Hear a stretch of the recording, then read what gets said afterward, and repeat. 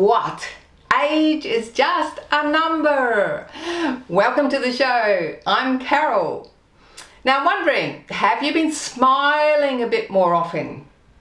A few weeks ago, we had a chat with expert in emotional intelligence, John Lane Smith, and we challenged everyone watching to try smiling a little more often and see what happened. We'd love to know what did happen. Please drop us a note through Facebook or through the website. Today, John's going to be talking about some other great tips to improve our communication. Now, after the break, please join us in the 5-minute fitness segment. It's only 5 minutes. And to finish off with today, doesn't matter if you're 50, 60, 70 or 80. We're going to look at a fun activity for you to try. And I'll give you a hint. It involves music and the Red Hot Rockers.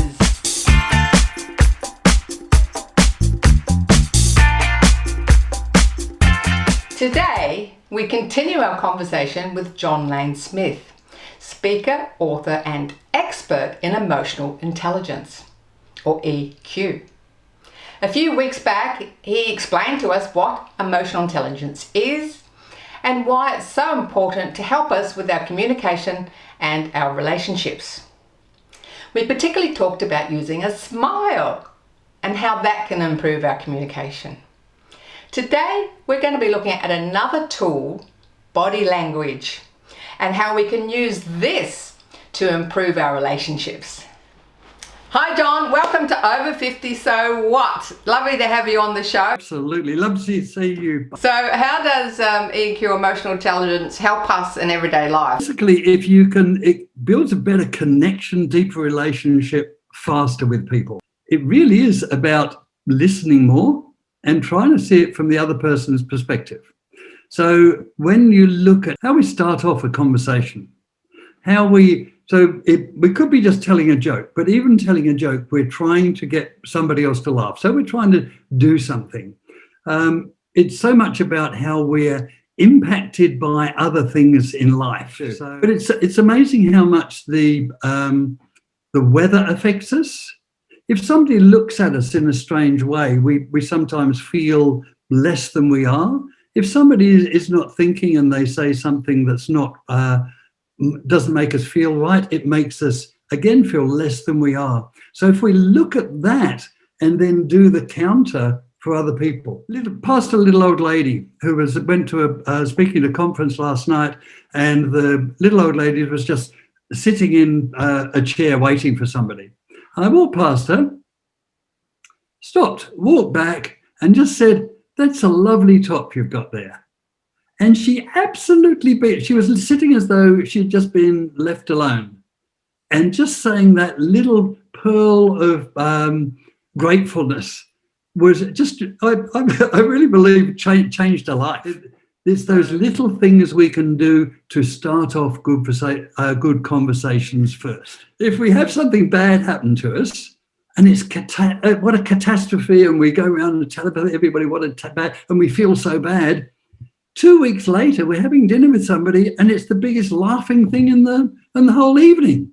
We should start, we should start laughing early. And when you do that, when you bring humor into it, even before we know somebody, if we approach somebody smiling, it'll start the whole thing off so much better.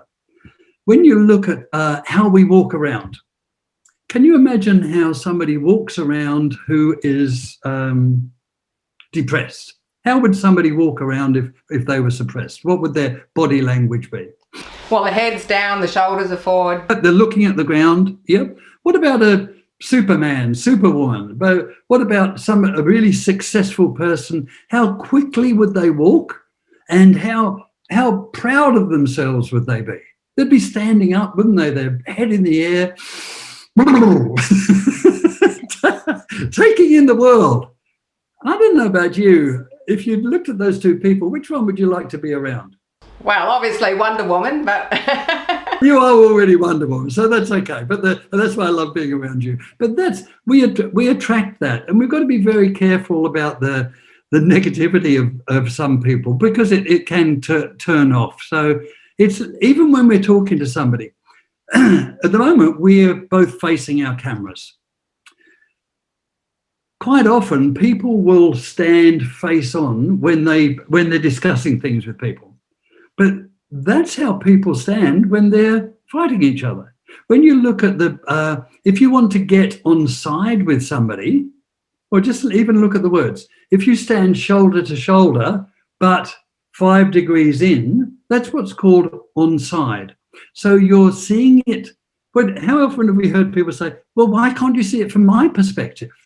Well, if two people are opposite, they can't see it from their perspective. But if they're looking more or less the same way, they can see it from the same perspective. So that's got some good examples you just given us now of how using your body language is going to change your emotions. So yes, that would be a tip to people, if you're feeling a bit down, stand up like a superhero, smile at people. That's going to be a body language thing that's going to help people to change their emotions. Absolutely.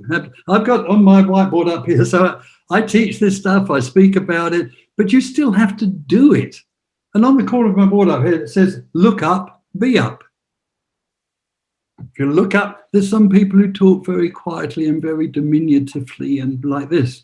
And I was at a workshop once where the lady said, very quietly spoken, and the project manager said, oh, speak up, Felicity. And she spoke at exactly the same volume as she did before. I took her aside at the tea break and I said, Felicity, say to me, so she was talking about hay bales, okay, square hay bales. And I said, say hay bales, Felicity. And she said, oh, hay barrels. And I said, okay, now look at the ceiling and say hay bales. And she went, hay bales. And automatically it went louder. All of my business is not just about telling people how to be more emotionally intelligent. It's about giving them the tricks, the kit, and the skills and the little hacks that they can be, what they can do just to be better at it. And then it's their choice. They either do it or don't.